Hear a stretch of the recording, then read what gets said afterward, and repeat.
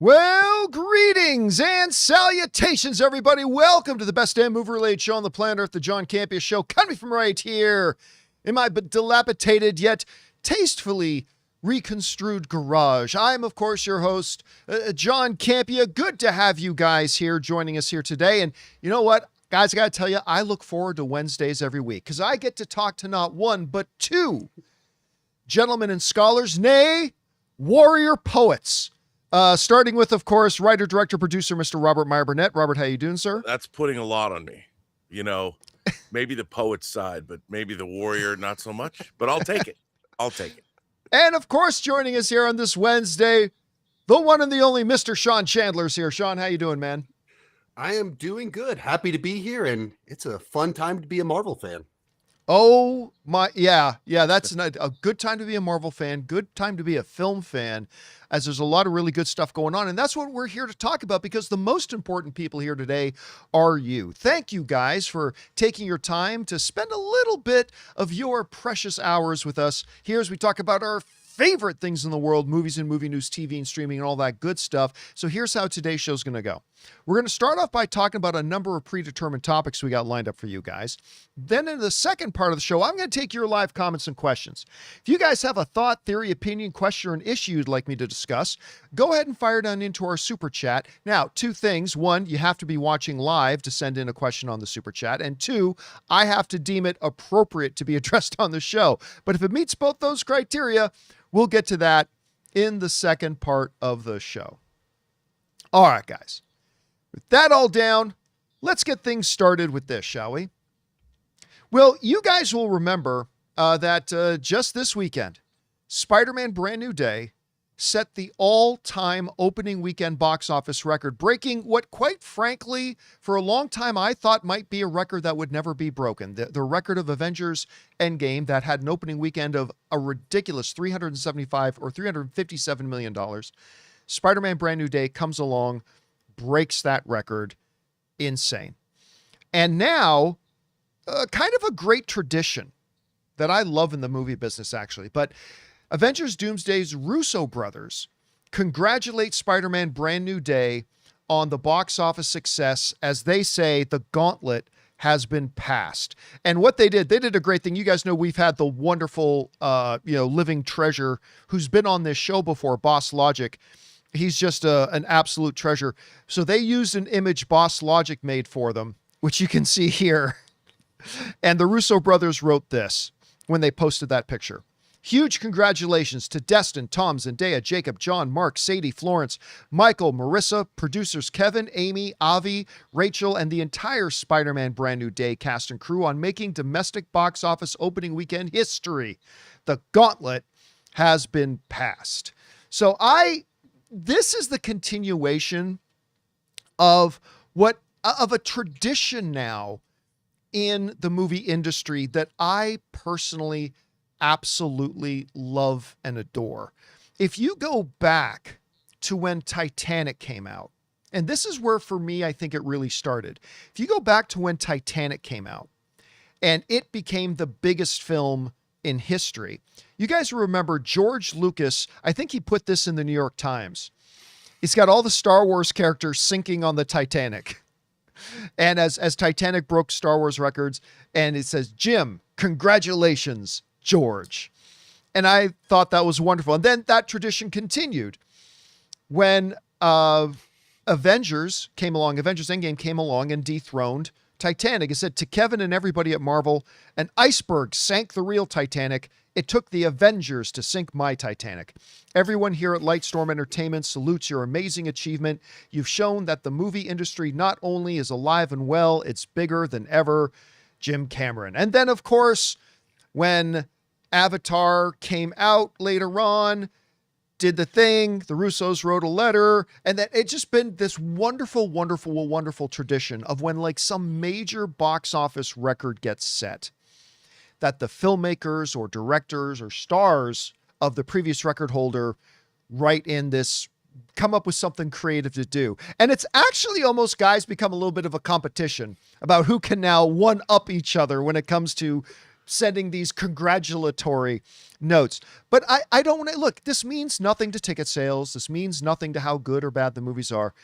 But you know what, guys, for me, this is just one of those little traditions that makes me like being a film fan, and it makes me like the film industry, and I love seeing stuff like this. Even if James Cameron is sitting at home, those mother effers, well, whatever, I'll write my whatever, he does it. He writes the note anyway.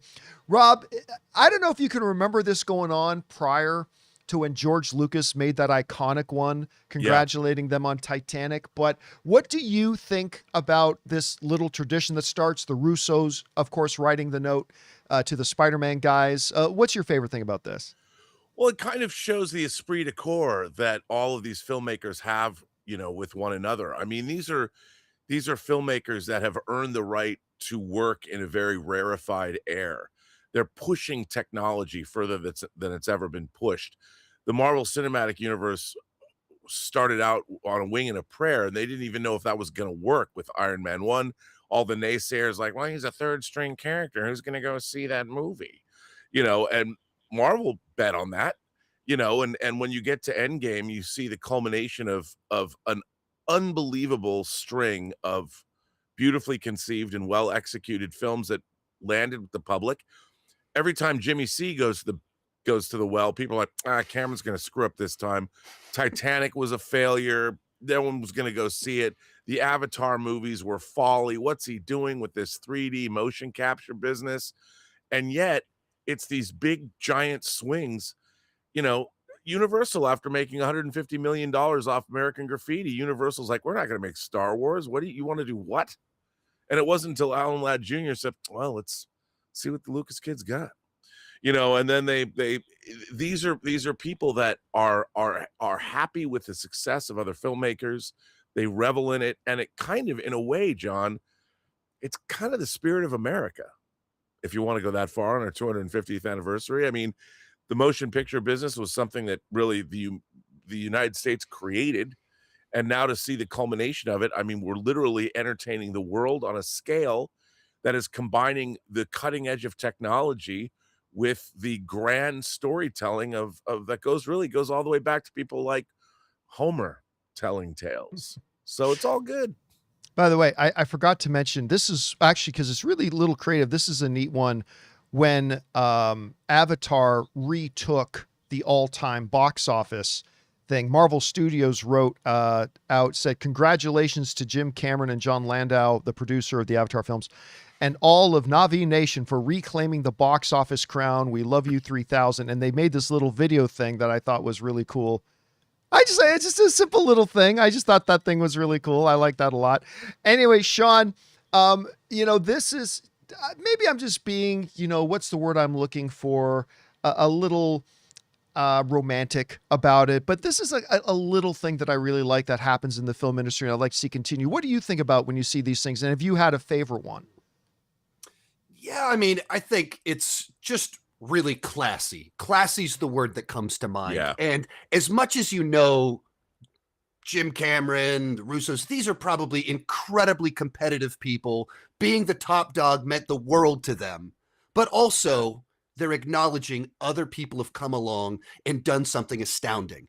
As much as people say things like, well, with ticket price inflation, really actually, like, each of these movies came out at different times with different benefits, with different obstacles they faced, and each of them did something astounding, something incredible that just cut through and accomplished something amazing. And the fact that the previous person that was holding the statue that had the award went, all right, I'm passing the baton. You did it.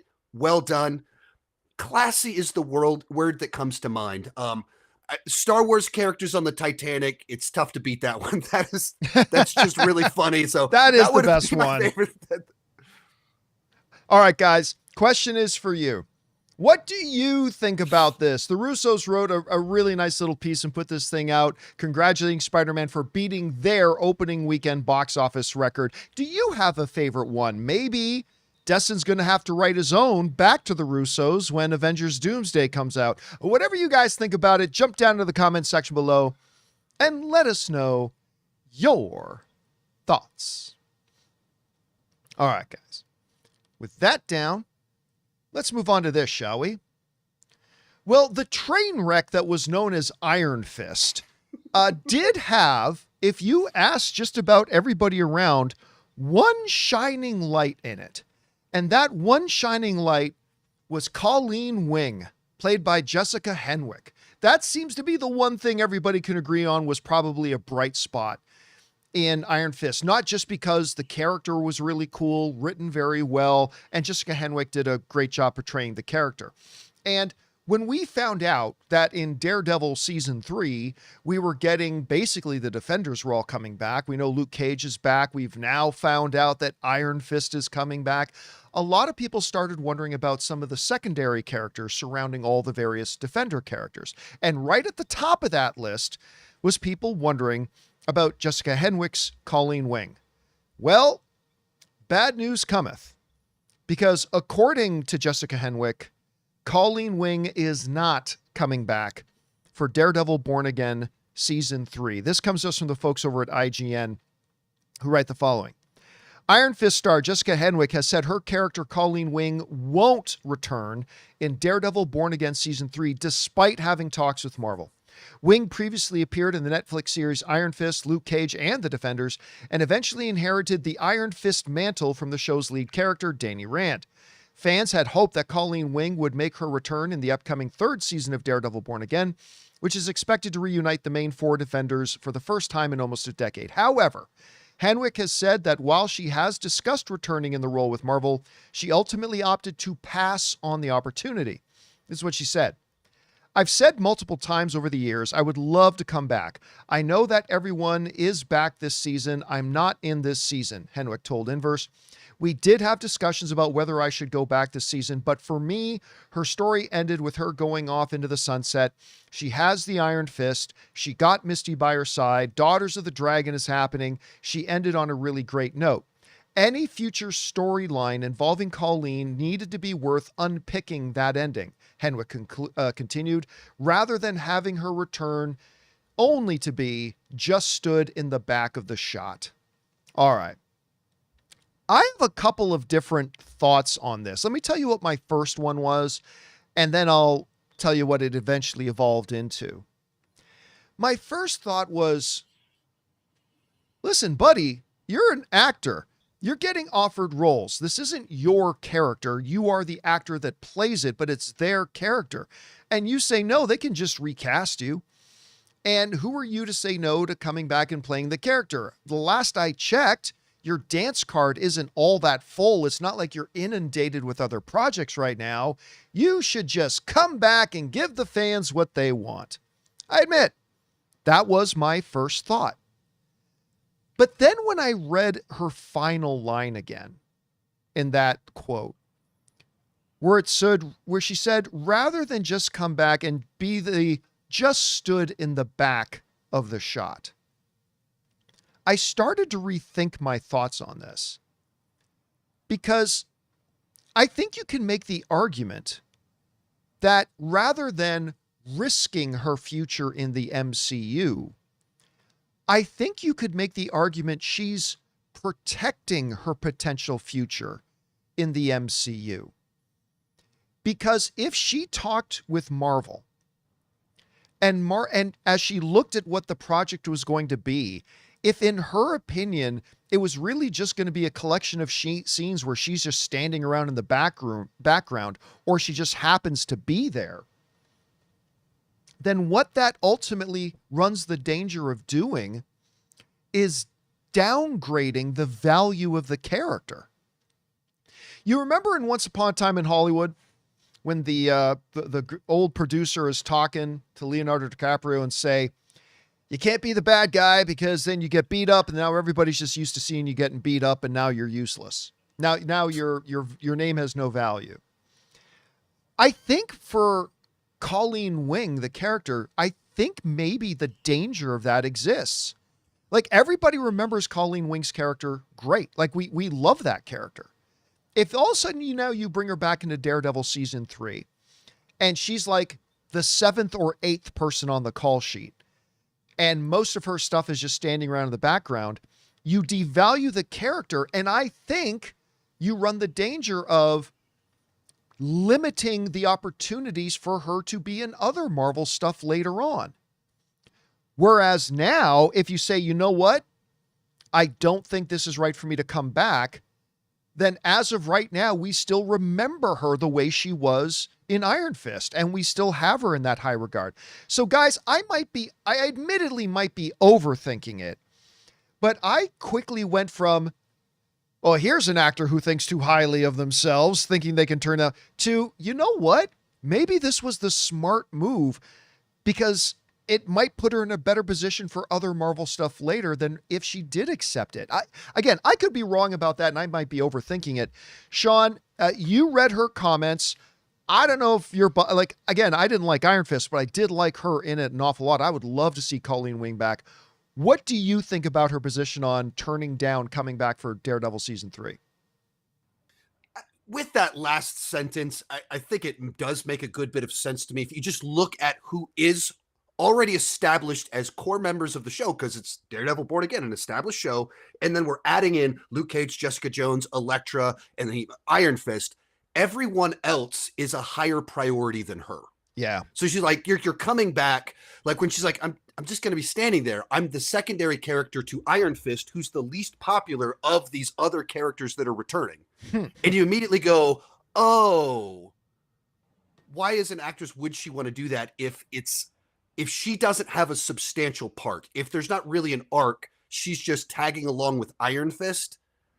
I think it can make sense to me that she's like, yeah, I would love to come back for an actual arc, for an actual story. I don't want to come back just to be like, hey, look, we got everybody back, and she's standing there. Like, I totally understand that logic. And even for the fans that are like, oh, she was the standout from Iron Fist, I want her back. You don't want her back to just stand there. Yeah. You want her to actually be able to do something. And I don't know, even Brand New Day this past weekend, there were, Scorpion came back, and like for me, I was excited to see Scorpion, and he only did a little bit. He's only in the movie for like 2-3 minutes, and he doesn't have volition of himself. So it's like, oh, I didn't really get Scorpion. And that's kind of the same sort of thing. Like, she's there, she would be there, but is she really there? She's just on screen. It's not what you want. You don't get the performance, the arc, the characterization if she's 7th, 8th build in a couple episodes. Yeah. And by the way, I think it's important to note, I never once saw in anything she said saying they should make in Daredevil season 3 Colleen Wing a more major character. No, she just looked at it and said, this isn't the right place for me to come back to, better my potential future with Marvel as the character. So, I mean, I thought that was interesting. Anyway, Rob, you read these comments. Again, we're not talking somebody who was going to be the number 2 or number 3 person on the call sheet. I'm sure it doesn't affect the show that much, but what do you think about Jessica turning down coming back as Colleen Wing in Daredevil season 3? Well, Jessica Henwick has developed quite an interesting career for herself. She's been in a lot of interesting projects, she's very chameleon-like. And I really like her. I really like her screen presence. And I think that, an actor has to take into consideration how they're perceived by the industry. And, I put her in the same, I always mispronounce her name, but Sona Mizu, who starred in Devs and who's now in House of the Dragon. She's the advisor to Rhaenyra. Right. They have both navigated these really interesting careers. And I think they're working their way up, and they don't want to be considered to be tokenized actresses that'll just come back and here, we'll be in something that just to say, hey, to appease a fan base that they don't even really understand anyway.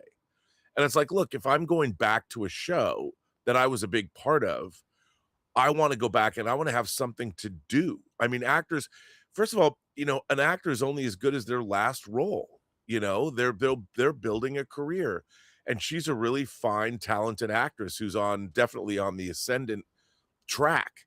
And I think that she wants to come back and feel that her contributions matter, and that she's not just somebody who you can call up and have her fill in a hole or something. And I agree with her. Like you. I mean, I think she's somebody who's very conscious that she's building a career. She's made some really interesting choices. She's worked on a lot of really interesting projects, even when she's in something like, look, I'm a Matrix Resurrections apologist. I know, controversial, but she was great in it, and I think she brings something special to everything that she's in. So more power to her. All right, guys, question is for you. What do you think about this? Are you as bummed out that I am that Jessica will not be coming back as Colleen Wing in Daredevil season 3? And at the same time, do you kind of get her rationale for it at this point too? Because maybe this gives her a better shot at coming back as Colleen in a better role. I don't know. Whatever you guys think about it, jump down into the comment section below and let us know your thoughts. All right, guys. With that down, let's move on to this, shall we? Well, it came with some surprise the other day when word came out that Wonder Man Season 2, a season that was never supposed to exist, the show was supposed to be a standalone one-shot until it got all this awards consideration. All of a sudden then they're saying, we are coming back with Season 2, only the other day for it to be announced, to use an outdated term, psych! Nope, no Season 2 for you, and it's not coming out. And left a lot of us wondering, gosh, why would Kevin Feige decide not to do a Wonder Man Season 2? Well, according to Destin Daniel Cretton, the director of Spider-Man Brand New Day, and of course, the director and showrunner of Wonder Man, it wasn't Kevin Feige's decision. This comes to us from the folks over at Yahoo Entertainment. Write the following. Disney Plus's Wonder Man series co-creator Destin Daniel Cretton says that he was just as confused and heartbroken as the rest of us over the show's cancellation, but that it wasn't Marvel boss Kevin Feige's decision. I love that show to death. If it were up to me, we would be making that show, Cretton told The Wrap. And I do believe that and I know this sounds weird, but if it were up to Kevin, we would be doing that show. Continued Cretton, I'm just talking. I don't fully understand the business of streaming, but if the business was right, we would be making that show because I know Kevin loves that show as much as I do. It's a bummer. I'm heartbroken about it, but I need to fully understand why. All right. With that one statement, Destin Daniel Cretton has turned the unfortunate piece of entertainment news of Wonder Man Season 2 being canceled into a full-blown mystery and conspiracy theory. Because if you're like me, you will say to that comment and those quotes, wait a second, I thought one of the big points about the ending of the Bob Paycheck era of being the CEO of Disney was that Kevin Feige got his authority back. He got his power back. He got his decision-making authority back to decide which projects get made with Marvel and which ones don't, of course, famously taken away from him under the Bob Paycheck era. So what's going on here? Like, why is this? If Kevin Feige's not making the decision, who's making the decision? Well, it would give us an opportunity here to go over and take a look at the power tree that exists over at Marvel. Because Kevin Feige isn't just his own boss. He does have to answer to a couple of people. And who does Kevin Feige report to? Well, Kevin Feige's immediate boss is Alan Bergman, the chairman of Disney Entertainment Studios. Of course, a role that used to be occupied famously by probably the single greatest movie executive ever in history, Alan Shore, who then, of course, retired for a second time. So he's not there anymore. But now Alan Bergman is the chairman of Disney Entertainment Studios. Alan himself reports now to Dana Walden, who is the president and chief creative officer of Disney Entertainment.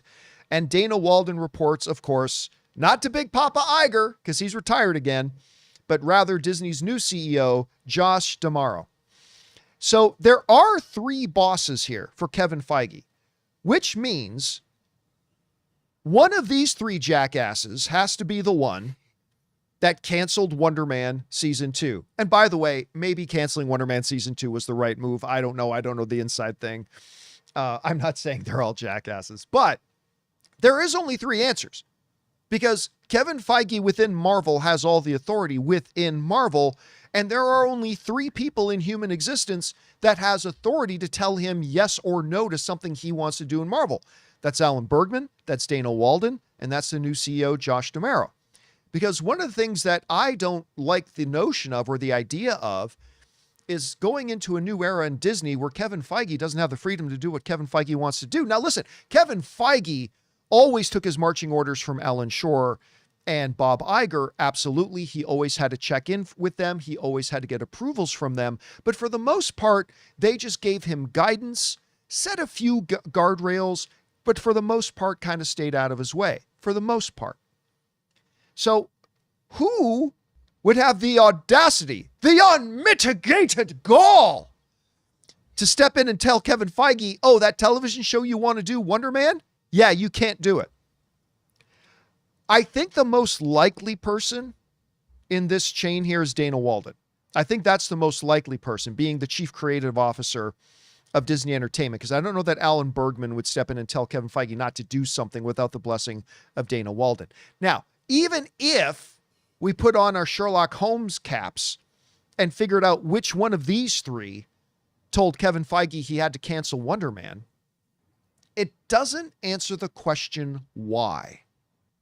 Why would one of the more uppity ups, one of only three people who actually has decision-making authority over Kevin Feige, come down from Mount Olympus and tell him, no, you can't do that?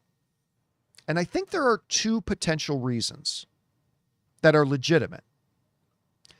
Potential reason number one, they may have told him not to do Wonder Man Season 2 because we want to keep Destin Daniel Cretton's dance card as open as possible because we don't know how long we want to wait to make a Spider-Man 5. That would be underhanded, yet understandable. Because don't forget, Destin is still working on Shang-Chi, and he's got that Nini Nanny Bim Bombs, whatever that, Narado, Neutered Boy, whatever it's called. What's the actual name of it, Sean? Naratu, right. So he's got probably that. mispronouncing it, but yes. No, Yeah, I well, think not you as got that one badly right. as me. Not as badly as I'm mispronouncing it. Naratu. So he's got that. He's in what he calls active development of Shang-Chi 2. And does Disney want him to now also have a Wonder Man Season 2? Now you've got three things standing between Destin and a Spider-Man 5, which is just, again, set the all-time opening weekend box office record. So that is one potential reason why one of those three may have told him to cancel it. The bigger potential reason could be that Josh D'Amaro, Dana Walden, or Alan Bergman have decided, you know what? It's time for Marvel to focus just on the movies again.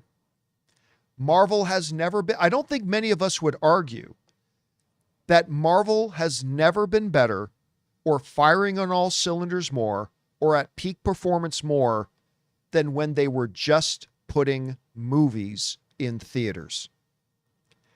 And it could very well be that under new CEO Josh D'Amaro or new CCO Dana Walden, they made the decision, you know what?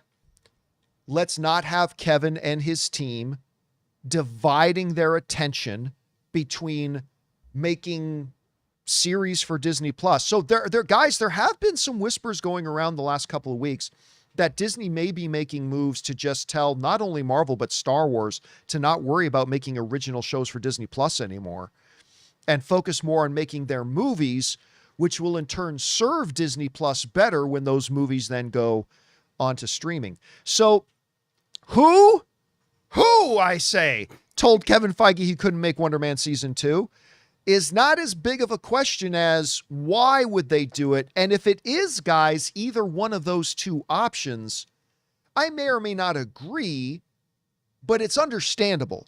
Wanting to keep Destin more available to make another Spider-Man? Understandable. Wanting to move away from Marvel making Disney Plus series at all? Understandable.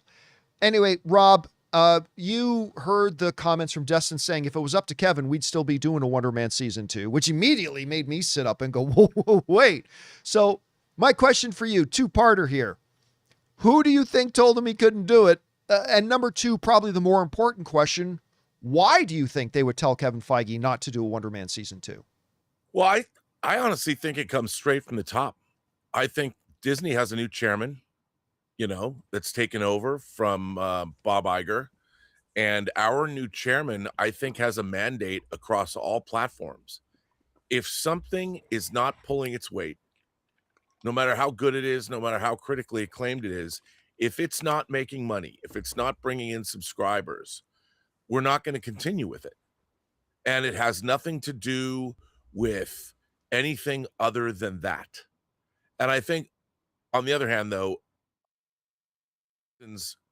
dance card available, I think is probably a good idea, but it's going to take a long time to have a new script written for a new Spider-Man film.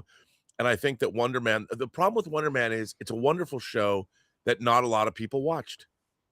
And I think it was originally conceived as a one-off when it was Well, so it well didn't received. help that they dropped the whole thing at once. So they Of never even course. gave it the opportunity to build up an audience over But weeks. I think they're not going to do that. It's Yeah. like it's got to be, they've taken a lot of hits, Mandalorian and Grogu, not great, and they're looking at Marvel. They're like, if this stuff is not performing in a way that it justifies its existence, as good as it might be, we're not going to revisit it. We're not in the business anymore of trying to build our audience, especially with Marvel and Star Wars. It either works out of the gate or it doesn't. And I think that's ultimately what they're looking at, because look, you know what? As you pointed out, Wonder Man was originally a one and done limited series. I thought it was tremendous. I loved it. I thought it was great. Everybody gave it their A game. But I get it. I understand it's not for everyone. It was also a kind of a one-off in the MCU. But what I do think it has, now that it's brought some awards buzz, and it's respectable. It's something that they can always point to and go, we want shows of this quality that have more mass appeal. I don't think, there's a lot of people talking about how two different things were canceled. I mean, it has nothing to do with race, because they're coming out hard with Black Panther 3, which is, they'd rather go, look, Black Panther 1 and 2. That's a $2 billion franchise. They're like, bring on Black Panther 3. Let's go make that. And they've got one of the greatest, exciting new young actors, playing the new T'Challa's son, David Johnson. I don't know if it's Johnson or Johansson. I'll say David I think Johnson. it's Johnson. I mean, that guy in The Long Walk was so good.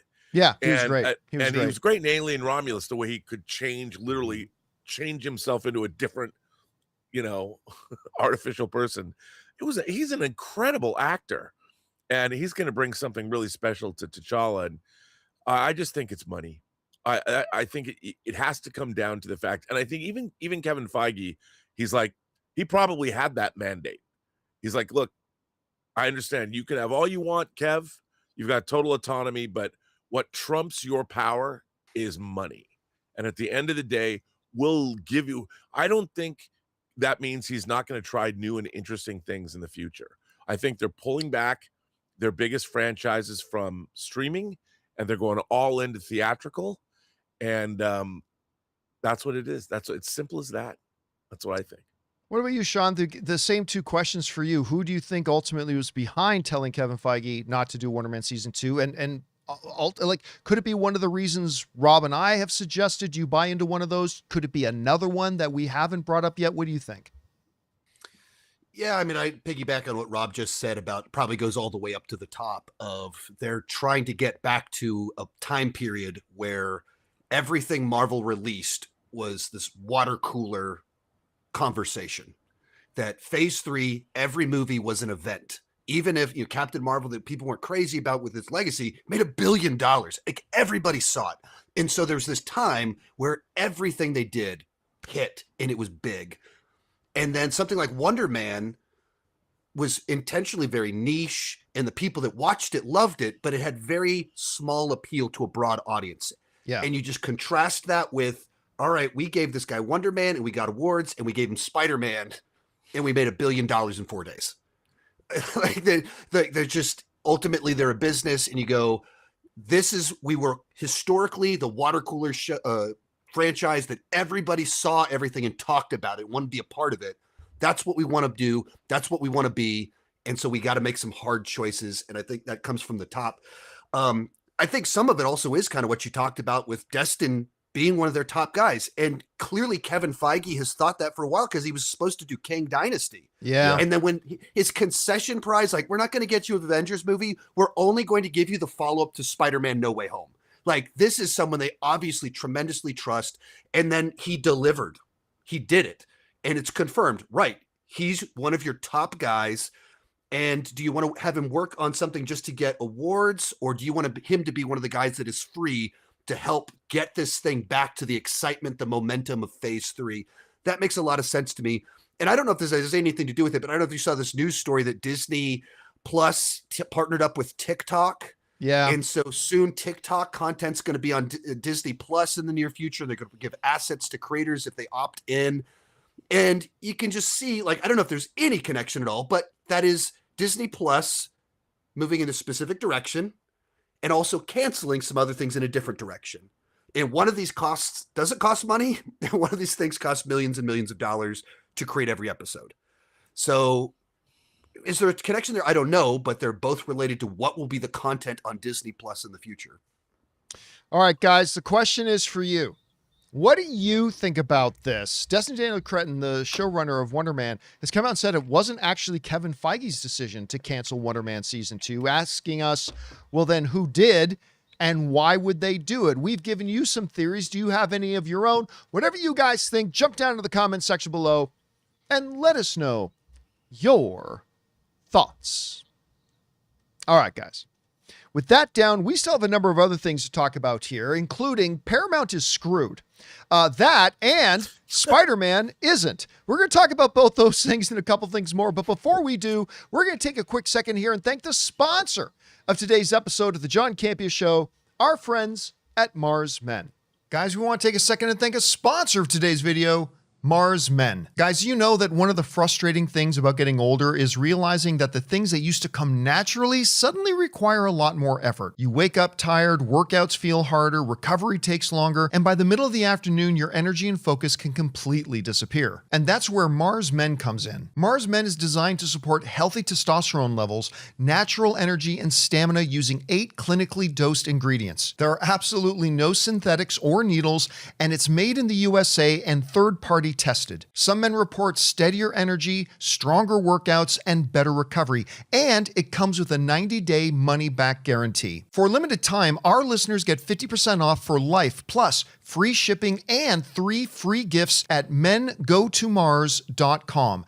That's mengotomars.com for 50% off and 3 free gifts when you check out. After you purchase, they'll ask you where you heard about them. Please support the John Campea Show and tell them we sent you. And thank you to our friends at Mars Men for sponsoring today's episode of the John Campea Show. All right, guys. With that all down, let's move on to this, shall we? Well, the latest twist and turn has just come about in the proposed and upcoming, maybe, Paramount acquisition of Warner Brothers. You guys will remember that, of course, there's 12 states led by California and New York that brought a lawsuit to try to stop it. They filed an addition injunction, a temporary restraining order request for the court to stop and prevent Paramount from actually completing its merger with Warner Brothers until the trial. They were successful in doing that. Now, though, we have a trial date. You see, Paramount was asking for a trial in September. However, they didn't get it. It was September or November, one of the two. They didn't get it, as the judge ruled that the trial is going to happen all the way now in 2027 in March. Now, here's the thing. This date is not good for Paramount for a couple of different reasons. Number one, you guys remember, we've talked about it a lot, that when the clock strikes midnight, I believe on September 30th, every day after September 30th, that the deal between Paramount and Warner Brothers is not closed, Paramount has to write a $7 million check. I mean, they don't have to actually give it till later, but in essence, they have to write a $7 million check every single day starting on October 1st. Can I get that? Can that come to me, please? Can I get a little bit of that Paramount late money? So because, of course, Paramount in their deal with Warner Brothers was, hey, if we don't have this deal closed by October 1st, we're going to give you all this money to the tune of $7 million per day.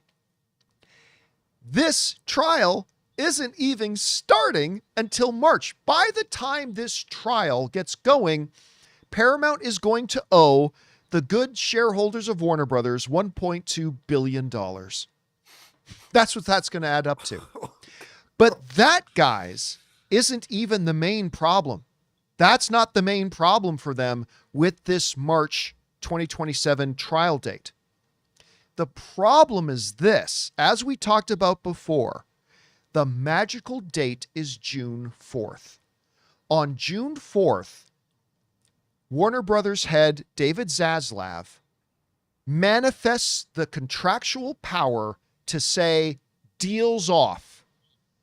And if he does that, Paramount is then contractually obligated to not sign a $7 million check over to Warner Brothers, but a $7 billion breakup check without even doing the breaking up.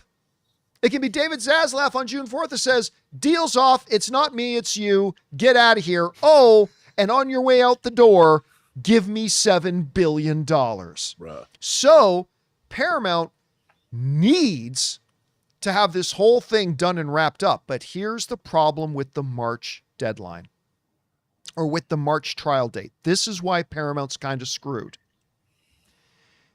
Is because this trial is going to go into mid to late March, maybe even early April, not likely, but at least mid to late March. Okay, fine. But after that, it's going to take a little time for the judge to come back with a decision. That will probably be in early to mid-April. That just leaves about 6 weeks until that June drop dead date. So you might be thinking to yourself, John, that sounds like they got time, right? No. Follow the roadmap with me here. So September 30th, that ticking time bomb of $7 million per day starts going off. So that's already costing Paramount unspeakable amounts of money. On March 2nd, the trial date starts. That's when the states, attorney generals, California, New York, and a bunch of other states. By the way, not only the state's lawsuit, but the WGA's lawsuit is running concurrently with it. So that gets started as well. Both cases under the same judge. So that's when it starts. All right, so mid-March, the trial concludes. The judge is saying it's going to be about 12 days, so probably about 2.5 weeks. Then it's going to take a little bit for the final decision and the statement of facts. It's not going to be until late April or maybe even May that the court actually gives its decision. All right, so now we're already in May maybe before the court gives its decision. Okay, but early May is still soon enough. What's the problem? Well, here's the problem. This is where it gets really sticky for them. If the decision comes in May and the states win, or if the WGA wins, either of them can win. If either one of them wins, it's over. Game over. But John, Paramount can appeal. Oh, we'll get to that in a second. But if either one of these two win, if either the states win or the WGA wins against Paramount, it's over.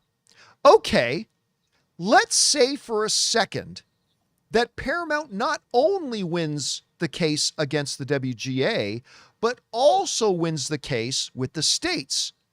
Well, then here's what happens. The states or the WGA can appeal. And that appeal process, guys, 2 to 4 months. 2 to 4 months.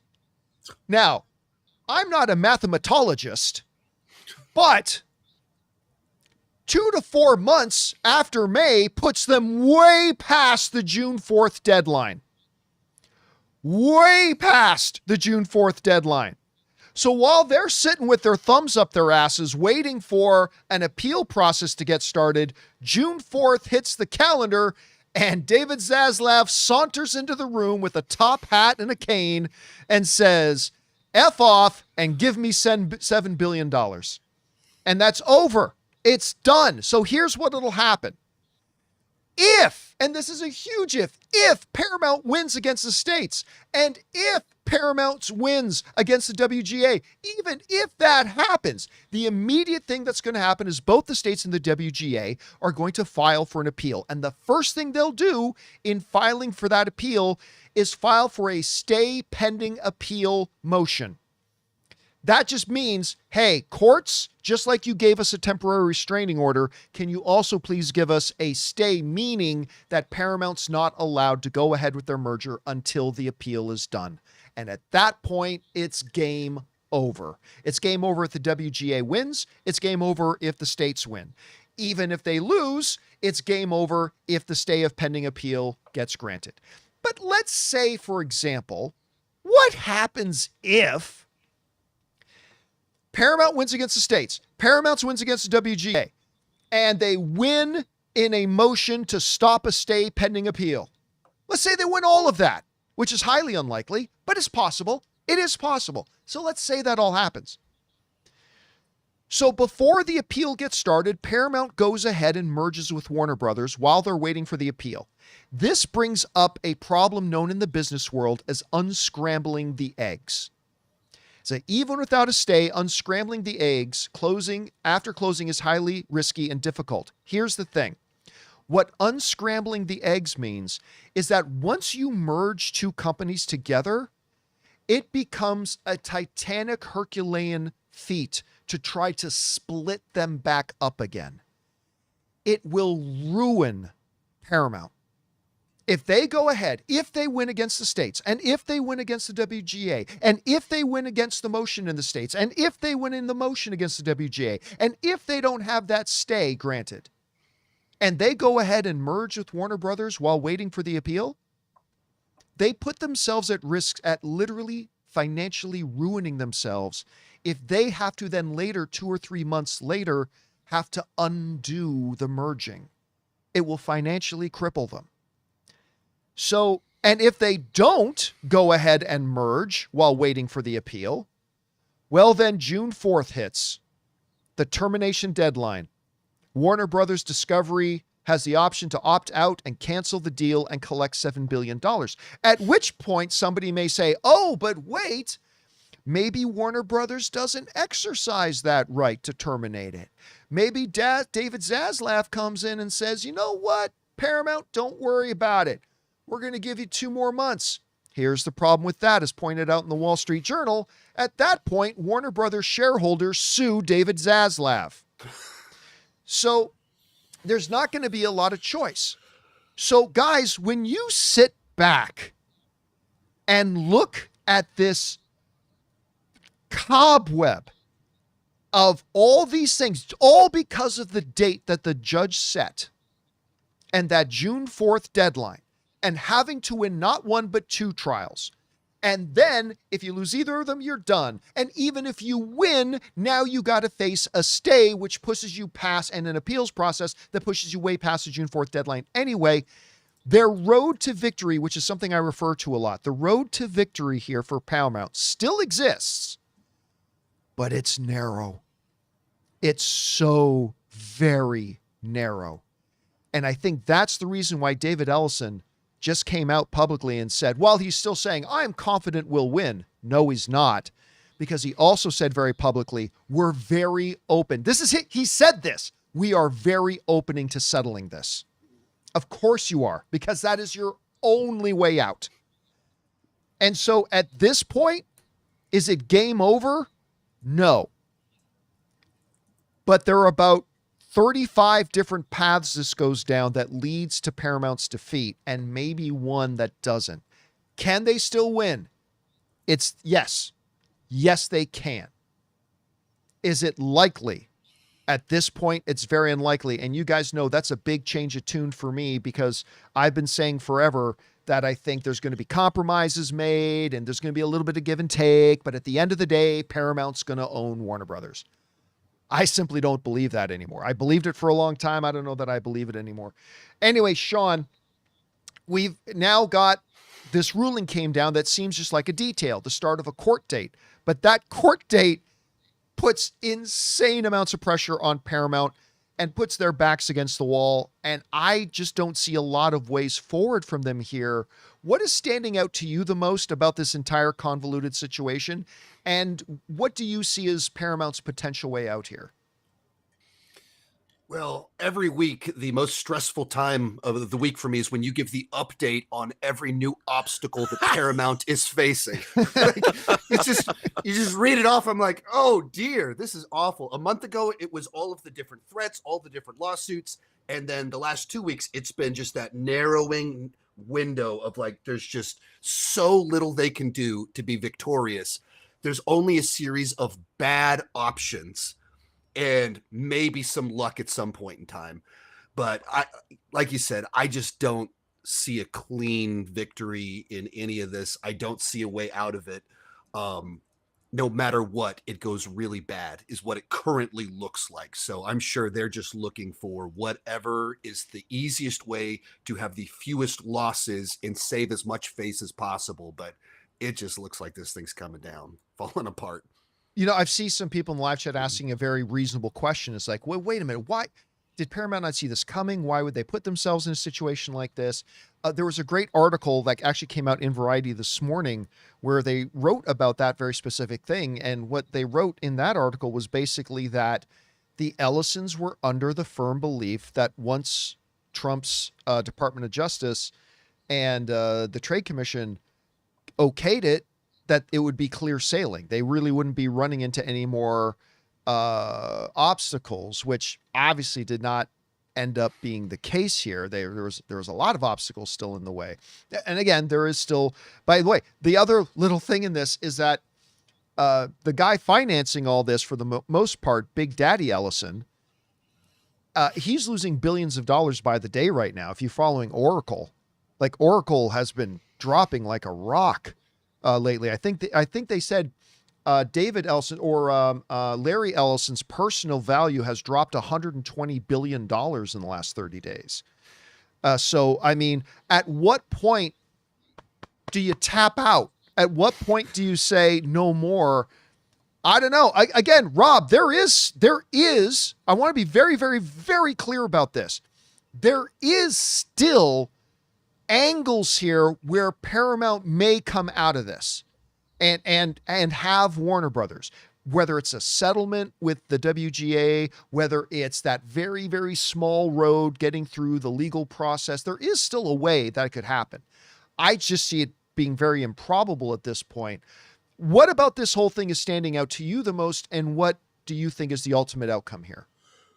Well, in addition to all of these shenanigans, I keep reading about how our stock market is about to melt down, China syndrome like, because of the AI. Everyone's gone into AI, which is going to turn out to be the worst investment in the history of American business. So I think that also is out there looming. And I think that, like, look, we have so many powerful forces that are commanding so much capital that are really they are trying to negotiate a lot of stormy financial seas and surf in on the big wave and catch those cheering beachcombers that are like, wow. And I don't even know what that metaphor was supposed to be, but I just think that it's very precarious all the way around. And I think that Oracle, it used to be like, hey, we're going to do this merger. Larry Ellison came in to back his son's play from the very beginning. They thought it was going to be, I think, a much easier process than it has been. And I think that at some point you've got to cut your losses. This has proved to have too many headwinds against it. And again, it's hard for me to say because I know so little about this kind of thing. And in terms of there's elements that I don't even understand that they're trying to grapple with. At this point, I don't even know why you would want to go in with this merger, because it's going to be, regardless, so expensive. What's the upside for anybody here? And I don't really understand it. I'd cut and run. But By the then way, again, someone in the live chat, and I should address this because I can see why it caused the confusion. Jim was saying, John, the June 1st agreement was put in place for the appeals process, as in, unless the states already have an emergency stay, the deal closes on June 1st. No, what happened was, for those of you who were thinking about this too, when the states were granted the temporary restraining order stopping it, there was going to be another hearing in 2 weeks after that to determine whether it goes into force for the full length. Instead of facing that defeat, Paramount agreed to not close the deal until either the conclusion of the trial or June 1st, whichever comes first. So some people are thinking, oh, that means that Paramount can just close the deal with Warner Brothers on June 1st, regardless of what else is going on. That's not the case. If Paramount wins, or if the WGA wins, then they cannot close the deal on June 1st. That becomes null and void. If Paramount does win against the states and they win their case with the WGA, but either side files for an appeal and then gets a stay in place of the appeal, it doesn't matter about that June 1st date. They won't be allowed to close on that June 1st date. So that June 1st date kind of becomes a catch-all for all other things in absence, but it doesn't come into effect or into force. So the June 1st date is actually really quite irrelevant at this point, unless a lot of dominoes happen to fall in the right order for Paramount that then makes it applicable. But right now, it's simply not applicable. And this is another good question, because I've seen some other people ask this. John, as Zaslav backs out, can Paramount countersue with the claim that the reasons it didn't close by that June date is because of litigation? Ha ha ha! That is a great question, but here's the answer to it. In the contract that gives Warner Brothers the ability to back out on June 4th includes the stipulation of litigation going on. It's actually written into the contract that, hey, if we don't close this deal by June 4th, I'm paraphrasing, even if it's because we're being sued by whatever and the courts are holding it up, that still gives WB the option of backing out on June 4th.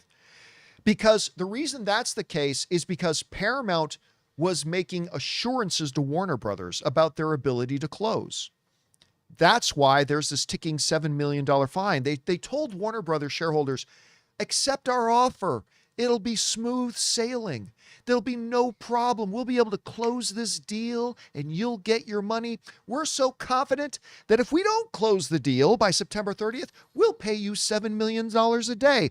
Oh, and if we don't close this deal by June 4th, which is ridiculous, you guys can kill the deal, even if the delay is because we're getting sued.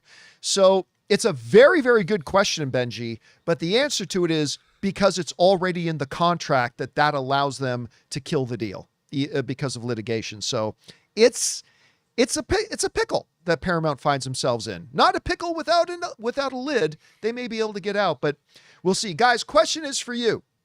What do you think about all this?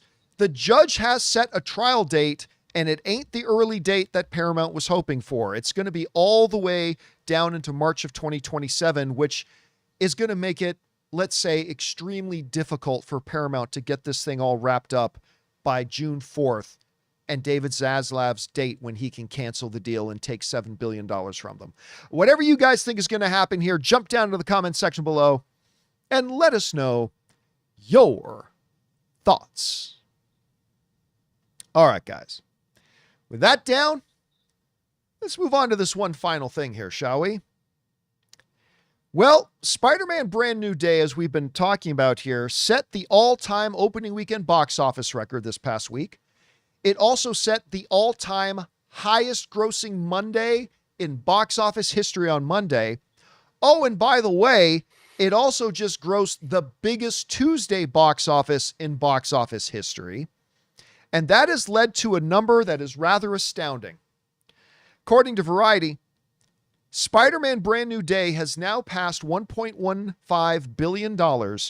And in doing so, listen to this, Spider-Man Brand New Day has become the highest grossing film of 2026 in 7 days. Spider-Man Brand New Day has become the highest grossing film of the year in 7 days. As we now go over and take a look at the chart, of course, the Odyssey, which will soon join the $1 billion club, is down at $911.4 million. Then the $4 billion films of the year so far. The Super Mario Bros. Galaxy movie made $1.012 billion. Michael made $1.016 billion. Toy Story 5 is at $1.068 billion and counting. Now, for example, it took Michael 47 days to just hit 900 million. It took the Super Mario Galaxy movie like almost a month to hit $1 billion. Spider-Man Brand New Day has become the highest grossing film of the year in 1 week. 7 days. It hit that mark. 7 days. I feel like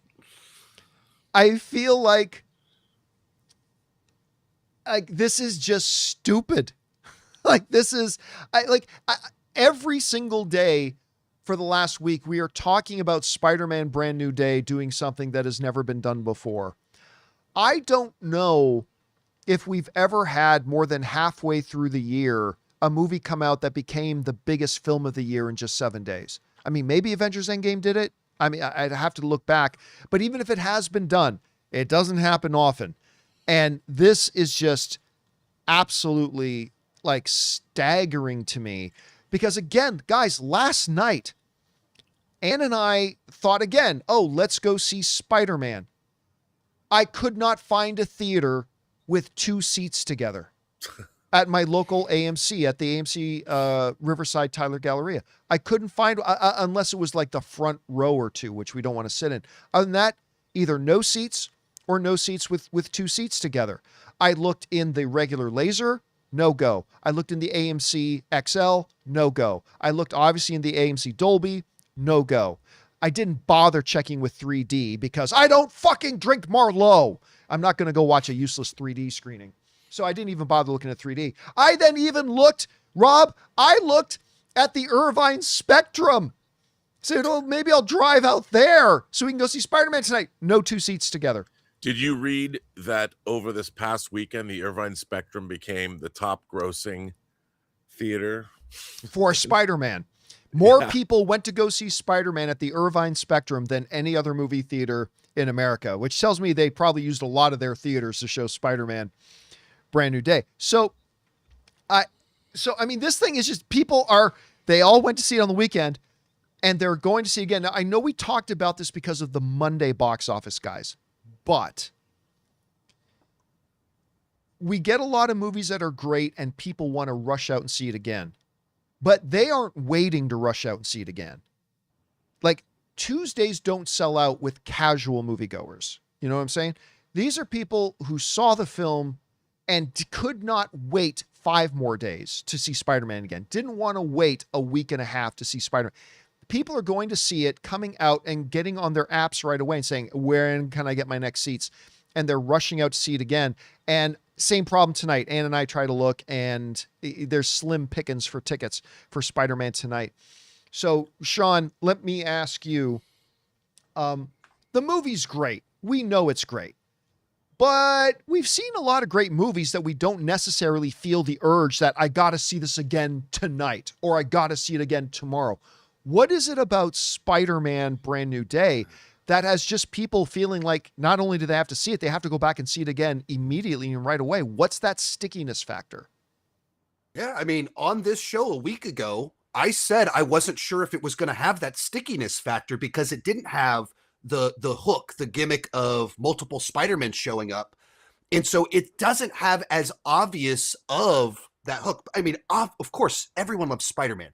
He's undisputed most popular comic book character on the planet by far at the moment. And people love Tom Holland in that role.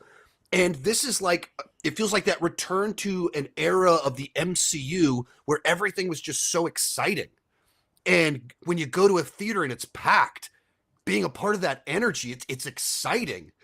And when going to a movie feels like a sporting event or a concert, and this movie, Spider-Man himself, taps into that. Even though it doesn't have the hook of No Way Home, it doesn't have the hook of Endgame being the culmination of 10 years, Spider-Man himself is just that popular that he is the event, he is the hook. And absence makes the heart grow fonder. And when you go and you experience something special and something big, you want to feel it again. And Spider-Man, Tom Holland Spider-Man by himself elicits that feeling, and you want to feel it again. Rob, I mean, I've only had the opportunity now to see it twice. I would have seen it 4 times, but I can't find seats. I don't know how many times you've seen it already, whether it's just the once or whatever, but what is it about this film in particular that I don't hear anybody saying this is the greatest film of all time, but there's clearly things about it that just make people want to come back immediately and see it again. So what is it about this film that makes us want to look to see if there's a few scraps of seats left? Well, I think this film does something that a lot of films don't do, which is this movie is fulfilling on a number of different levels. Like on one hand, you have a superhero film, and it works. Obviously, you have a lot of, from the opening montage where you see where Spider-Man's at, where Peter Parker's at in his life, this movie's already putting a smile on your face in the first 5-10 minutes. You're already in that way. And then surprisingly, you're given a whole nother movie where you're seeing where Peter Parker as a person, as a human being, somebody who's living in a city, who's lonely, suddenly Peter Parker's plight becomes the plight of everybody in their 20s, and that's a whole different realm. And then of course then you have the romance of it all. Will he get back with MJ, and will he get back with his best friend Ned? And then there's all the other extra added stuff that's going on. Suddenly you realize, oh, Spider-Man now has a relationship with the NYPD. And as this movie is so layered and it's so fulfilling. I mean, it's a full meal on every level. And there's so much to enjoy, and there's so much to watch and feel as you're moving through this story. And then of course, everything that is layered on top. Suddenly, like, I don't care what anyone says, I love Florence Pugh as Yelena. Suddenly she shows up and she brings the laughter, and it's funny. And of course, what a weird, like, the fact that her office is a Russian bathhouse, a schwitz, whatever. And just, it's incredible that as you're moving along there, and then the Punisher shows up, and then here's Bruce Banner, and as this movie is just relentlessly entertaining on a number of different levels. And it's fulfilling you in ways that I think Marvel used to do. A lot of Marvel's, I would go back and say, like, when you go back and you watch Iron Man 1, there's so much going on in that movie. Like, it opens up where Iron Man's, in the desert meeting the troops. And there's so much going on in Iron Man 1, because especially when you first saw it, you didn't know where it was going to go. How are they going to make an Iron Man movie? What's it all about? And it was fulfilling in a way that you didn't expect. And I think this film is fulfilling in that way. It's so fulfilling on so many different levels that as soon as it's over, it's like, oh my God, there was so much there. I got to go see this again. And I think that's what people are feeling. And that's what people are responding to. It's that, and then not to be outdone, this movie in a way is really about what so many young people are going through. I mean, they're not all superheroes that have had their memories wiped from collective existence, but I think a lot of people today feel that sometimes in a way that they have. People are lonely, they're alienated against their fellow human beings because they sit at home on social media, and I really think that this is a zeitgeist movie in the way not a lot of other movies are. So here's And a question. that's what's happening. here's a question for you guys. At this point right now, Spider-Man Brand New Day has made $407 million. Now, obviously, it won't maintain the pace it's had until now. No but that film doesn't does. include yesterday. Well, right. But just for the official numbers for now, we're going to say 407 million. Okay. The all-time number one domestic box office is Star Wars Episode 7, The Force Awakens. No film in history has made more money at the domestic box office than it. And it made $936 million. Does Spider-Man Brand New Day have a chance at topping Star Wars Episode 7 for the biggest domestic box office of all time? Rob, yes or no? I think the potential's there. It made another, in the last 2 days, Spider-Man's made about $95 million. That's Monday and Tuesday. Chris or Sean, what about you? Yes? No? Does it hit it? What odds would you give it of catching Star Wars? Odds, I don't have to run some numbers on that one, but I mean, at the moment, I'm not betting against this movie. Just like it is performing in an unprecedented way, an unexpected way that is so far beyond what we were thinking. Even last week, we were talking about 800 million. Whoa, pump the brakes, 800 million. It didn't do 800 million. It did 900 million, 930 million. And so it's performing so far beyond what we're expecting. It would be unwise to bet against it at this moment in time. Now, Force Awakens had the Christmas corridor, which gives you usually particularly long legs. And Spider-Man has about 2 weeks until school starts back up for a lot of people. And so it'll tail off really quickly when people are back at school and you're not doing discount Tuesdays. But that still gives it 2 weeks of being red hot box office. The one thing I think is working against it, and I'm going to give it a 40% chance, which is a pretty good chance. I'm going to give it a 40% chance. Here's the big thing working against it. And it's that amazing thing we've been talking about. Nobody is waiting to watch it a second and third time. They're all doing it right now. I have a feeling that by day 16 and 17, most of the people who love this movie will have seen it 3 or 4 times. And at that point, I wonder if it's going to be a very gradual decline and then suddenly this. Because everybody has not only seen it, but everybody's seen it multiple times. Because they're all rushing out to see it immediately. So that's the one thing working against it, but I guess we will wait and see. Guys, question is for you. What do you think about this? Spider-Man Brand New Day has become the biggest film of the year in 7 days.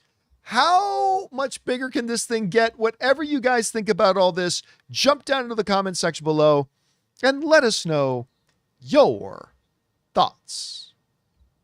All right, guys. With that down, it's time for us to move on to the most important part of our show, which is, of course, taking your live comments and questions. But before we do that, we are going to take a moment and thank the Warrior Poets for being here today. Of course, writer, director, producer, Mr. Robert Meyer Burnett. Thank you so much, sir, for being here. It's you know what, this whole summer movie season's been crazy, so it's fun to talk about it. Been so good. And of course, the great Sean Chandler. Sean, thank you so much for being here, man. We'll talk to you again next week. Thanks for having me. And guys, it's now time for us to get on the important stuff, which is, of course, what you have to say. So we're going to go over now and start taking your questions that you've sent into our super chat. Just so you know, I did turn off the super chats about a half hour ago because they did get all filled up. So let's not waste any time and get right into taking your questions here, shall we? And I believe we're starting off with Ketva, who writes, "What's up, Campea? I've been watching your show for almost 9 years. So thank you so much, man. Ever since the Transformers The Last Night review," that was a terrible movie, "I wonder if you've heard any early reactions to Lanterns since it comes out next Sunday." All right, so the official reactions and reviews have not started coming out for Lanterns yet. However, Rob and I were both talking yesterday, or 2 days ago. Rob and I were chatting 2 days ago, and both of us have heard from people who have seen it that said they really knocked it out of the park. Like none of them are saying, I didn't hear from anybody saying, at least, this is the greatest superhero TV show of all time. I didn't hear that. But from just a couple of people that Rob and I have heard from, is that they've knocked it out of the park. So that's 2 or 3 people. What do 100 people think? Not sure, but I'm hearing good things so far. We'll see. All right. Next up, we got Sam who writes, hey, John, greetings from Finland. Home of Yari Curry. How big a risk is it for Warner Brothers to release Lord of the Rings, The Hunt for Gollum on December 17th, 2027, when Secret Wars is coming out the same day? I'd say it's very risky, but I'm just going to tell you my experience, okay? I don't know that anybody else has had the same experience as me. I will only tell you mine. At CinemaCon this year, now, I'm looking forward to Hunt for Gollum. I mean, Andy Serkis, he was literally Peter Jackson's assistant director. He knows this world, at least on the big screen, as well as anybody. And I'm looking forward to it, right? Jumping up and down with excitement? No, but I'm looking forward to it. Then at CinemaCon this year, they gave a little presentation on it. And it wasn't much, but the hair on my arms was standing up. I was getting tingling sensations all over the place, just seeing these wide scape shots of the mountains and hearing the voices of Gollum and all this kind of stuff. And I'm like, I haven't felt that kind of excitement in a while for something Lord of the Rings. Now, look, is it a risk? Yes. And here's what I'm willing to bet. I bet that if Doomsday works out and both Avengers Doomsday and Dune 3 make tons of money, everything's going to stay the way it is. Secret Wars and Lord of the Rings Hunt for Gollum are both going to come out on the same day. However, if Doomsday comes and like Doomsday does great, but Dune 3 gets buried in it, then I think you're going to see that they'll move the Lord of the Rings film. I think they're just going to hold the course, though, and wait to see what happens with Doomsday. And if it works out great, they'll think they'll have the next Doomsday. Lord of the Secret Wars, or whatever it is they call it. But yes, is it risky? It's risky, but let's see what happens once Doomsday happens. All right. Next up, Delayed Critique writes, what do you think Spider-Man Brand New Day chances are to make $1 billion at the domestic box office? No other movie has ever done it. Could Spidey make it? Like I said, I'm giving it a 40% chance to beat Star Wars Episode 7. Again, I think the engine that is driving the rapid money making right now on it might be the thing that slows it down a little bit later. Because once everybody's seeing it 2, 3, 4 times immediately, once people see it 2, 3, 4 times, I think you're going to see it drop off a bit. The question will be, what will the pace be at that point? I'm giving it a solid 40% chance. I'm going to stay with that. Solid 40% chance. All right. X-Men Superfan writes, favorite Alfred Hitchcock films? It's funny. I've said different ones before. But last year on our movie meetup tour, one of our stops for our movie meetup, I think it was in New Mexico. Anyway, I think it might have been in Albuquerque. We did a screening for our movie meetup tour. It was my first time ever watching Psycho on the big screen. Never seen Psycho on the big screen. It was a remarkable experience.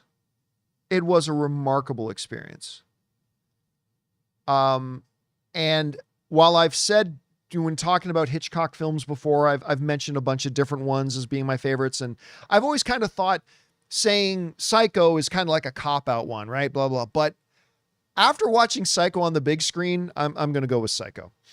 All right. Mashan151 writes, hey, John, just watched The Thing and loved it. I was a little confused in regards to the ending. Do you think Childs was a thing at the end? Well, you know what? Here's the thing. Recently, Carpenter came out, and recently, I think it was like 2 or 3 years ago. Correct me if I'm wrong in the live chat, but I think Carpenter came out and definitively said one of the two of them was a thing. Like one of the two remaining guys was a thing. And I can't remember which one he said, but I remember he came out and like answered it definitively at the end. And I can't remember which one he said. They're saying, yeah, he did say that. And I just can't remember which one it is though. But yep, one of them was. One of them certainly was. All right. Toondy Show writes, Ted Lasso is back, baby. Keep up the good work, John. When does it actually debut? Guys in the live chat, when does Ted Lasso actually come back? If any of you guys know in the live chat, somebody write it in. I can't remember. I know it's soon, but it's not today, is it? Ted Lasso's not back today, is it? Nobody seems to know in the live chat already. Oh, August 5th. So it is today. Oh, no. Now somebody's saying the 14th. Now somebody's saying last night. Oh, no, it is today. It's out. Oh, my God. I didn't even know it was back yet. I knew it was coming soon. All right. Well, I know what I'm doing tonight. I'm watching Ted Lasso because I'm with you, man. That show is so good. I mean, I don't like it as much as Shrinking, but Ted Lasso is so good. I'm so excited that I didn't even realize it was back already. All right. Thanks for that, man. J Mash writes, 1 of 2. Should Nick Cage appear in Ghost Rider? Fuck no. And I love Nick Cage, but hell no, he should not. As a Sam Elliott type role, no. Keep that gimmick nonsense out of here. Keep the gimmick nonsense out. Listen, I love Nick Cage. I even have an appreciation for him as Johnny Blaze. I really do. I'm not going to say that those movies were good, but I have an appreciation for him in it. But no, I don't want to see that gimmick. There are some movies and some circumstances where a gimmick like that totally works.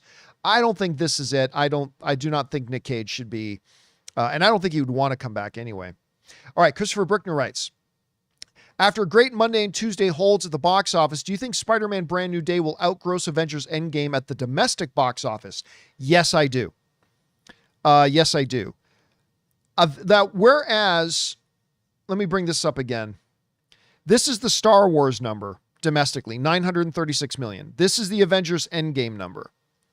I do think it has like an 80% chance, 85% chance of catching the Avengers Endgame number. Yes. Now, after that, it still has like another 75 million to go just to catch Star Wars Episode 7. So that's where I think it drops to about 40%, but I would give it an 80 or 85% chance of catching up to Avengers Endgame's domestic number. All right.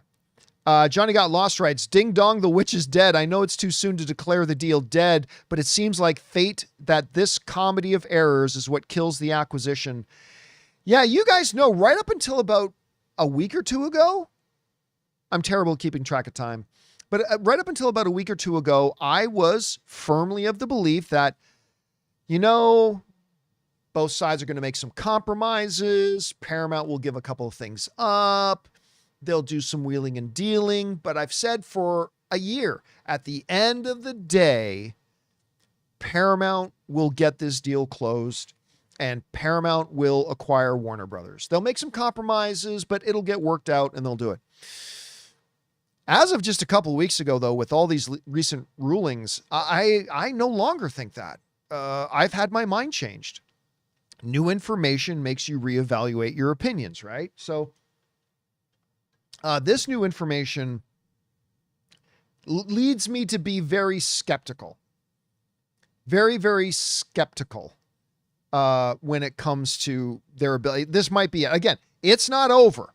It's not over. There are paths to victory, although they are few and they are small, but it's not over yet. It just looks like it's over. All right. Real Rider writes, hey, John, now that MJ and Ned have forgotten Peter, well, that happened in the last movie. Do you think they're going to start introducing Harry Osborn? I actually really don't think they are. I don't think they are. I mean, listen, a Harry Osborn character is totally on the table, and you could do that in the next movie if you want to. Hell, if you wanted to, by the way, you don't need a Spider-Man movie to bring in Harry Osborn. Harry Osborn isn't just a Spider-Man. He's predominantly a Spider-Man character, but he's not just a Spider-Man character. Like, he's a Marvel character. Now, here's the trick, though. Being a Spider-Man character means Sony would have to give permission, but Sony makes these movies with Marvel. So it's possible. I don't think they will, but it is possible. But again, keep in mind, you can bring in Harry Osborn in any Marvel movie you want. He's a significant player in Marvel as a whole, not just Spider-Man movies. So there's that. All right, Jay Bling writes, so right now, the Ellisons seem happy lighting all the cash on fire, but at some point, something's got to give. Could we see a scenario down the road where Paramount gets put up for sale? No, I don't think so. The only way I see Paramount going up for sale is the extremely unlikely scenario that Paramount wins both the trial cases, wins the motion for a stay, merges with Warner Brothers, and then later in appeals is forced to tear itself apart, which would be devastating to them financially. Maybe under that circumstance, but honestly, I don't see them selling Paramount. I think David Ellison wants to run a big studio. I think David Ellison wants to be a big Hollywood player, and I don't fault him for that. Who wouldn't? He's trying to live out a dream, and more power to him for that. Absolutely more power to him. I just think it would be best if he just focused on Paramount. But yeah, I don't see them selling Paramount. Unless a lot of things go wrong, I don't see them selling Paramount. All right, good question, Jay Bling. Next up, Rich Reviews writes, thoughts on the following trailers. A24's Misty Green, haven't seen it. A24's Primetime, haven't seen it. Neon's Bad Lieutenant Tokyo, that looked great. That looked really great. And Onslaught and The Stunt Driver, haven't seen the trailers for either of those. Yep, haven't seen the one I saw was Bad Lieutenant Tokyo, but I have not seen the trailer for any of the other ones yet, so I can't give my thoughts on them. All right. Rich Reviews writes, apparently California Governor Gavin Newsom wants the AG to settle this out of court because Newsom has big ambitions. Doesn't matter what Gavin Newsom wants. He has no authority to tell the Attorney General what to do and not to do, which is one of the reasons why the Trumple foreskin administration is such a joke, because everybody knows that Donald Trump just uses all the branches of government as his own personal little toys, and they all just do what he tells them to do. But in proper government, the AG does not answer to the president. The AG acts independently in interests of the law. So it doesn't matter what Gavin Newsom wants. I mean, I get it. Americans living under a little push boy who thinks he's a king, acting as if he's a king, might make you think that, oh, doesn't the governor then control what the AG does? No, he does not. That's not the way the law or the Constitution or any of that is supposed to work. So it doesn't matter what Gavin Newsom wants. Anyway. That said, next up, Joshua writes, hope Tom Holland gets comfortable in that Spidey suit. Well, I mean, here's the thing. You got to keep this in mind. Tom Holland now and Zendaya have all the money in the world. I mean, do I think they're coming back for Spider-Man 5 and 6? Yes. But they don't have to. They really don't have to. They have all the money in the world now. Now, the other thing is Zendaya has a lot of work outside of Spider-Man. Zendaya has like her Spider-Man is just like one aspect of her career. She's had big, critically raved movies and award-winning television and all that kind of stuff. I mean, she's got a very healthy, wide career. Tom, not as much. I mean, he did Odyssey. Yep. But he's done a bunch of things that did not work out so well. But even that being the case, and I think Tom is very, very talented. I think he'll be fine. He'll be totally fine. But, they don't have to do Spider-Man anymore if they don't want to. But yes, I do think they will both be back for Spider-Man 6 and Spider-Man 7. All right. Next up, Your Nostum writes in, I've made a fantasy game like fantasy football for upcoming movies in 2027. Your squads are actors, directors, and composers and get points based on their performances. Unfortunately, I've only got like 3 friends who will probably join this project. You know what's funny? I've got one of my viewers who has been a viewer of the show for over a decade, like going back to movie blog days and whatever. And I'm freezing on the name of it, but he also actually put together like a fantasy movie league that was really, really actually quite good for that. There are different versions of that out there, but hey, full kudos to you, man, for trying a project like that. And I hope you're able to get that off the ground and running, man. That's exciting. Okay. Next up, we've got Geet, who writes, "Hey, John, are you not going to STLV? I don't know what that is. Doing anything for, Star Trek 60th anniversary? Thanks. No, I don't go to most conventions. Like I'll go to big, wide, huge general ones like CinemaCon, Comic-Con. I've even ventured off every once in a while to a Star Wars celebration now and again. But other than that, like I'm a massive Supernatural fan. I don't go to Supernatural conventions. I'm a big this fan. I don't go to conventions of that. So, and Star Trek is nowhere near as important as Star Wars. Oh my God. I can already feel the hatred. But to me, as much as I like Star Trek, it's not Star Wars. No, I don't generally go to like individual property conventions or anything like that. So, no, I will not be going to that. Although Rob's going out to that tomorrow, as a matter of fact. I think he's actually hosting a panel out there tomorrow. So if you are going to that, keep an eye open for the panel that Robert Meyer Burnett is going to be moderating. All right. Next up, Sora Fan sends in a $20 super chat. Thank you, Sora Fan. Appreciate that, man. Who writes, checking in, and I can say I've seen Spider-Man 5 times in all formats. 4DX was a thrill ride. Even saw the Doomsday trailer in 4DX. Going to be awesome too. And ScreenX was also a marvel in itself, especially those wide city shots. Well, you know what I didn't realize, Sora Fan? Rob filled me in on this earlier today. I didn't realize that Spider-Man Brand New Day actually shot content in the movie specifically for ScreenX. I never knew that before. So I might actually have to run out to a ScreenX tonight. I've never been to a ScreenX, and I've been thinking about doing it. And after Rob told me about the Spider-Man thing, I might actually try to run out tonight or tomorrow if I can find a seat, or 2 seats together for me and Ann. I might actually run out and go see it in a ScreenX tonight. So yes, I'm looking forward to doing that. Anyway, thank you again for sending in a $20 super chat, man. This is incredibly generous of you, dude. I appreciate that. All right. Dan the Fan writes, never did I think I'd see Spider-Man yanking the Punisher. Never mind. Going to move on from that. Sorry for you guys watching the show. Hopefully in the audio podcast, you did not get the spoiler. All right. Next up, GK Beetle writes, saw Brand New Day last night. Favorite Spider-Man film. Ended in a way that I'd be satisfied if this were last MCU Spider-Man film. Do you think Hulk remembered Peter? No. But I don't think Hulk remembered Peter.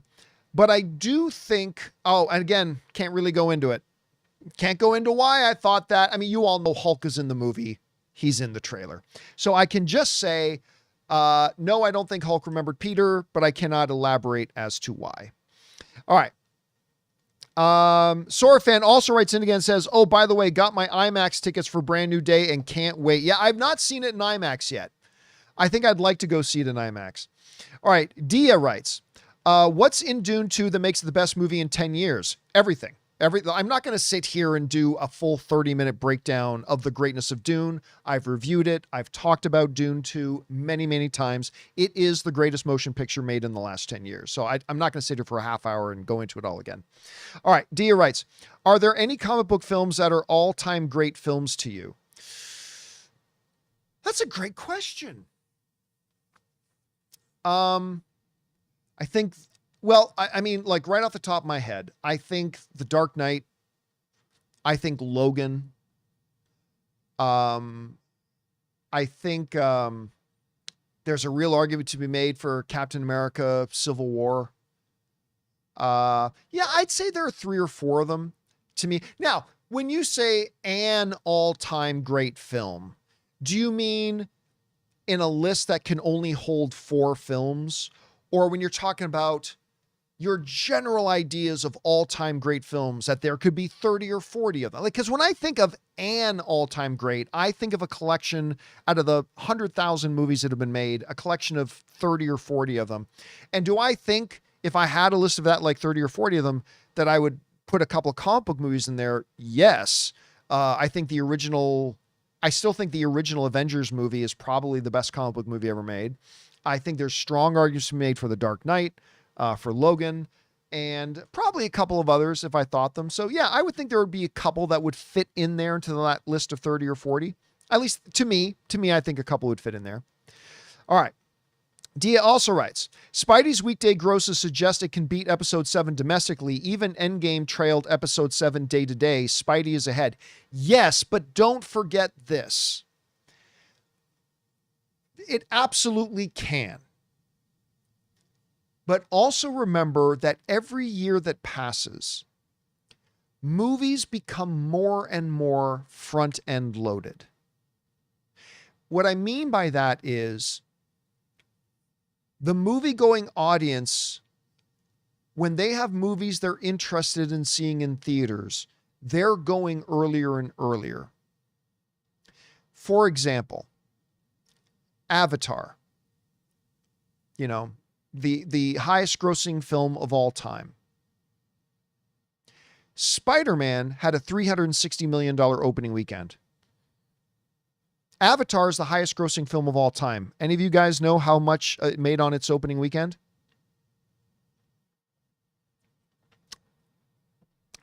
$200 million? Nope. $150 million? Nope.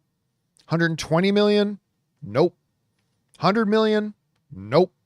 Made like $70 million, somewhere in the neighborhood of $70 million opening weekend. That is to show that, the further back you go, like, movies inhabited the theaters longer. If people had a movie they really wanted to see, they didn't necessarily feel the urge to get out and see it opening weekend or even the first 4 or 5 days. With every year that passes, though, statistics show us that movies are becoming more and more front-end loaded, in that people are seeing them earlier and earlier. And while you will still find exceptions of movies still making real money after 8 weeks or 9 weeks, that still happens, but not as much as it used to. That's what the data shows. So while it is true that Spider-Man Brand New Day is currently pacing ahead of, say, both domestically for Avengers Endgame and Star Wars Episode 7, which is the all-time domestic box office leader, don't think for a moment that that means it will cross it. Pacing changes. Again, I say that as somebody who is telling you it absolutely has a chance. It absolutely has a chance. 100% it has a chance. But don't think that it's because it's pacing ahead of it right now means it's going to get there. That's just one thing, just a caution for us to keep in mind. All right. Well brought up though, Dia. Well brought up. All right. Devontae writes, it's because the Disney Plus era of television series is over. Well, if you're talking about the Wonder Man thing, maybe.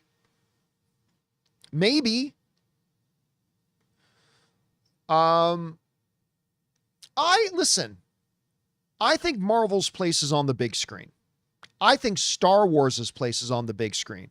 But that being said, Andor is the best anything Star Wars related in 40 years.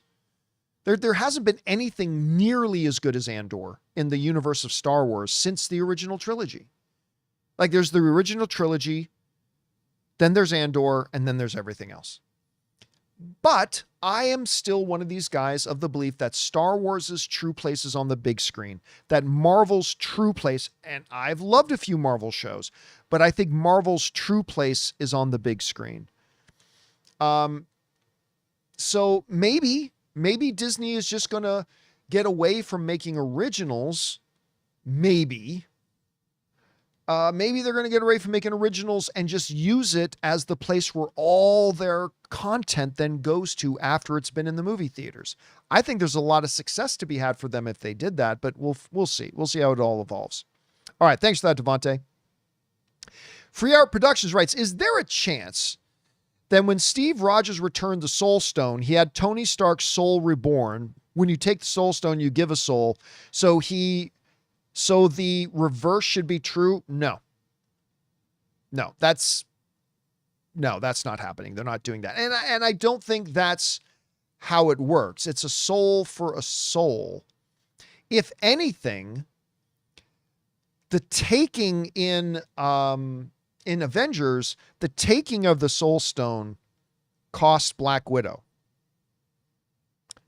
If you return it, logic says that should be the return of Black Widow, not some other random person who died somewhere in the universe. So I mean, look, free art, anything is possible in the Marvel Cinematic Universe. Anything's possible in the Marvel Cinematic Universe. They can say whatever they want. But do I think if there's any realistic possibility that that's what they're going to do? I honestly don't think. Good theory, but I really don't think that's something that's on the game board right now, so to say.